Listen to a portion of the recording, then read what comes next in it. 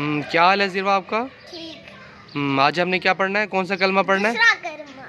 माशाल्लाह। दूसरा कलमा शहादत। दूसरा कलमा शहादत। शहादत मायनी शहादत मानी। क्या है? शहादत मायनी गवाही देना। गवाही देना। अशहदु अशहदु अल्लाह अल्लाह इलाहा इलाहा इल्लल्लाहु इल्लल्लाहु आगे वहदहु वहदहु ला शरीका लहू ला शरीका लहू व अशहदु व अशहदु अन्ना अन्ना मुहम्मदन मुहम्मदन अब्दुहु अब्दुहु व रसूलु।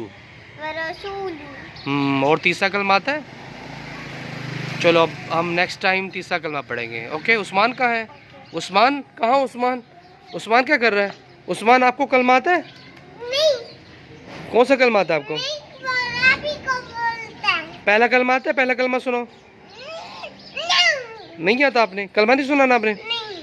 दूसरा कलमा पढ़ो। दूसरा कलमा चलो पहला कलमा सुनाओ। ला इलाहा। पहला कलमा सुनाओ। पहला कलमा सुनाओ। ला इलाहा। हाँ सुनाओ। ला इलाहा। उस्मान इधर। उस्मान बहुत गंदा बच्चा, उस्मान को नहीं करना। कहो बाय बाय। क्या दो बाय बाय, क्या दो बाय बाय, क्या दो बाय बाय।